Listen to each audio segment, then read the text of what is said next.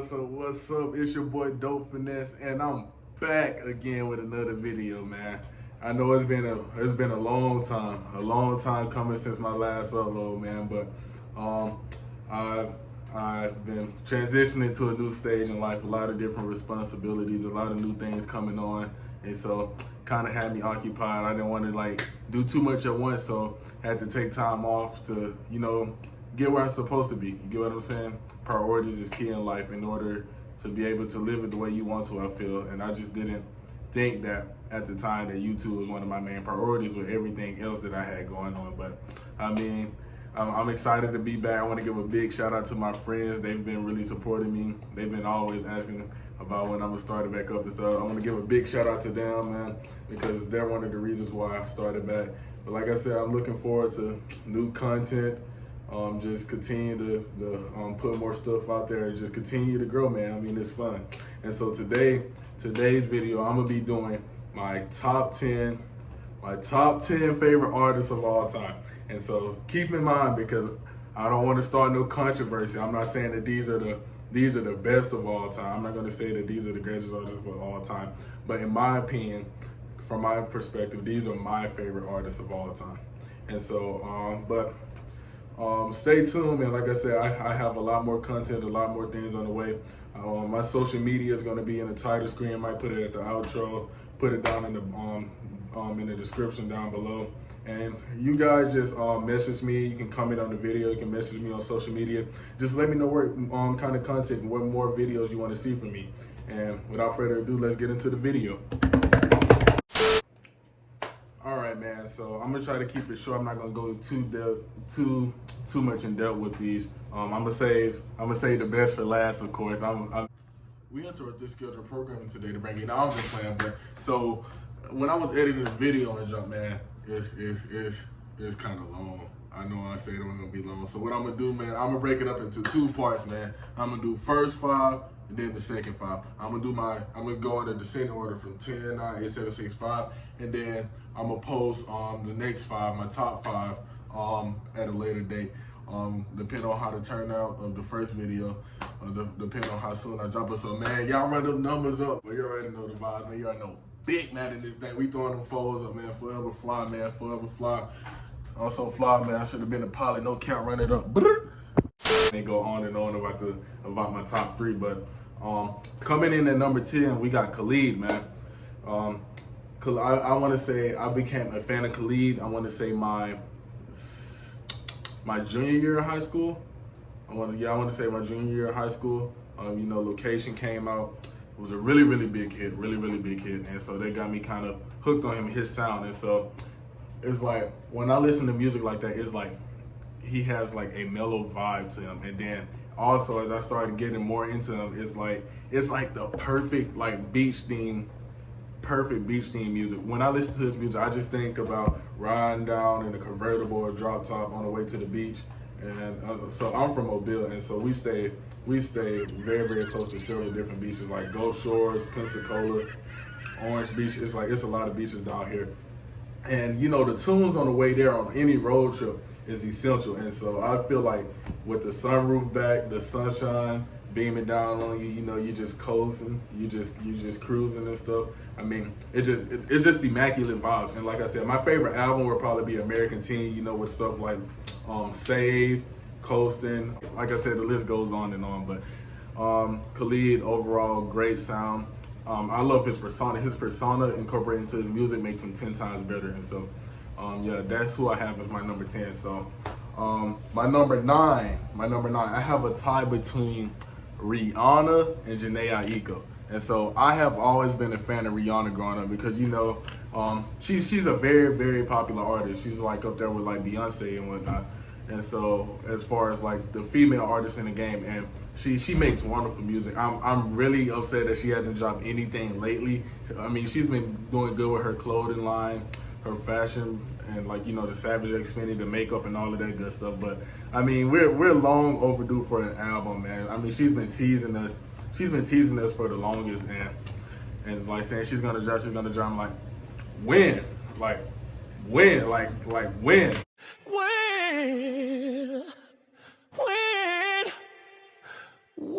But I mean, her voice, oh my gosh, it's mesmerizing. It's so soothing to my song. I think the song I'm happy with some other guy. I can feel crying. I don't wanna do this anymore. I don't wanna be the I gotta edit all this out, but it really don't matter. It really don't matter. Oh my gosh, it's Unfaithful. So I finally found it. It's Unfaithful by Rihanna. My bad. But it's like when I listen to it, I have the same feeling like if I'm listening to Red Rum by YoungBoy or something. It get me turned. I'll be in there singing my heart out. You know, the hand movements like I made the song, doing my little actions and whatnot. But it's hard. Like I said, she's hard. And I think she only has 2 albums. She has so many singles. She has a boatload of singles, but I think she only has 2 albums. And my favorite album wouldn't be Loud. It would be Anti, of course. Sex With Me, Close to You, Woo. Oh my gosh, I love everything. And I love everything. Every project she has with Drake, boom. Take Care, Work, you name it, bro. They haven't made a bad song. Like, them as a duo, that's like peanut butter and jelly. It's like pen and paper. It mixes. It's salt and pepper. Like they're undefeated. They're one of my favorite duos. They're one of my favorite duos in the game. She's a very, very talented artist. And my second one would probably have to be Jhené Aiko, man. So Jhené Aiko is someone who grew on me. I wasn't always a big fan of her when she came out into the game, but I want to say the album of hers that made me a fan would probably have to be Chilombo. Please don't drag me if I'm messing that up. If I'm messing that up, but Chilombo, that definitely made me a fan of her with songs like BS, Triggered.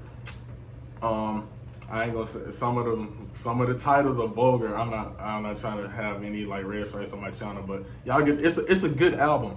Overall, it's a good album. It's her sound is consistent, and it's just I don't know how to put a word on it, but it's like she sings so majestically, and it's like it really sends me heavenly vibes. I would love to see her. I don't know what her religion is, but I feel like if she was like try like gospel music or something, I feel like it would be like bomb. It would be like raw, but it's just like her, like it's so angelic. It's so soft, yet it's so forceful. Like you can feel the emotion in each of her words. It's like her voice for her to be so small, for her to be so little, and for her like her voice to be so soft. It's like it projects like with so much volume, and it's so demanding. It draws in attention when you just, oh my gosh, she's just hard. She's hard in my opinion. She's one of my favorite R&B soul artists, and it's like in this generation we have a lot of R&B soul artists, but I mean it's kind of wavery compared to back in the day when you had people like R. Kelly, Usher, Alicia Keys, Keisha Cole, when they're like consistent artists who are going to get good content all the way out. And I feel like that she's one of them. I mean, she has the album Trip and the Cell EP, but yeah, man. And so number 7. And so, number 7, I would probably have to say J. Cole. Oh, man. I'm pretty sure you all know J. Cole is one of the realest rappers in the game, like true OG rap. I mean, he's a good artist. I mean, he plays around. He may do like some vocalization or some harmonizing on it, but he's like one of the OG true artists. And I've always been a Cole fan. Like I said, originally started with songs on the radio like Nobody Perfect.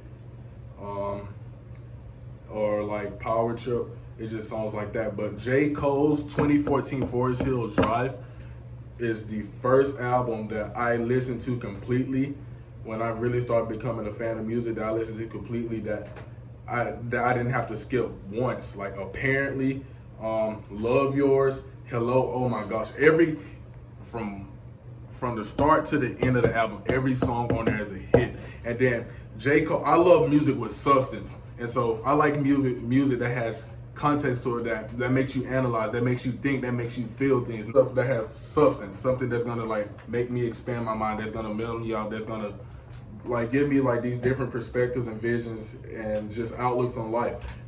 As I try to relate to him as an artist and what he's talking about, especially considering what I've been through in life and stuff. And so it's just the way he paints pictures with his words, the way he paints pictures with his music, and like the rhythmic, like poetic style, it's amazing. And it takes so much talent because I write music myself, and he's one of the artists like that I listen to heavily when I try to write my own music because, like I said, it's like I have a powerful way with words too, and I love poetry. And it's with his music, his style is kind of like, I guess, like very symbolic for who I am as an artist with the type of music I make. It's not nowhere near the same. Like I said, I can never compare myself to Cole, but it's somewhere along the lines. And bro, he's pure. He's so hard.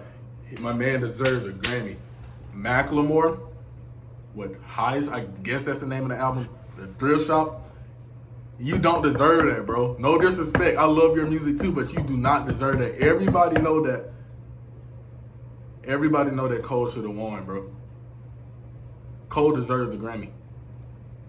No cap. But in America, know the true music fans know. Y'all know what's up. Y'all know what's up. Tell the Grammys they can come see me about it. Cause my boy deserve his coins. No cap, bro. Put some respect on his name. But that's gonna take me to number 6, and we got Lil Wayne, man. And so this the thing. And so I grew up on Lil Wayne too. My mom used to listen to him a lot, especially like back when he was in Hot Boys with Birdman and stuff. My favorite old school song by him would probably have to be "Stunned Like My Daddy." I listen to that junk to this day and go crunk. But I mean, Lil Wayne has like wonderful albums, like, you know, with Carter, like all of the Carters. But it's like what really made me a fan of him was his mixtapes, like No Ceilings 1, 2, and 3, and just stuff like that. Because, bro, if we being honest, Lil Wayne probably has the hardest wordplay out of any rapper that ever exists. And he may not be as poetic as Cole, but that doesn't mean that he can't get there. It's like his versatility is insane because he can go over here and make love songs and use that same wordplay, and it's crazy. He doesn't run out of ideas. He doesn't run out of analogies and metaphors, and still have the same effect and the same hype as if he was making one of his his trap songs. And it's just like he's a freestyler, and all of the stuff be off the dome, like with dedication, all of that. Like, sorry for the wait, bro. This man be snapping, bro, at this point. But next up, we got Kendrick Lamar, man. And so, Kendrick, I feel like Kendrick is very underrated as a rapper. I would put him in the same boat as J. Cole. But with Kendrick's last album, Damn, he definitely started receiving some hype, and like I said, he won a Grammy for it. Like I said, it was a good album, probably the best album that he ever put out. But Kendrick has been hard since he came into the game. And then it's like with that Cali sound, it's like, I don't know, it really makes me think back to the days of like when music was in like NWA, Ice Cube, like Snoop Dogg stuff, like where like actual lyrics and stuff and wordplay was on display versus just like talking about the same stuff, all of this repetition and stuff. And just like Cole, he has a lot in his bag. But one thing about Kendrick though that I really like is that Kendrick's versatility is freaking insane, bro. Like his range is like up here. It's like up here, and in kind of a sense, you would think that he would use samples with like how he changes his tone and like the different voices he uses in his music. But the way he puts it together and he pieces it together, it's insane. And one of my favorite albums would probably have to be How to Pimp a Butterfly and the Untitled Master album.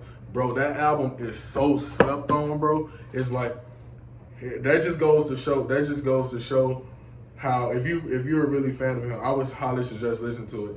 If you really want to hear like some good quality, good content music, because like I said, Kendrick is a poet. He's a lyricist. And then, like I said before, like J. Cole, ability to paint pictures, that's why I like him as well.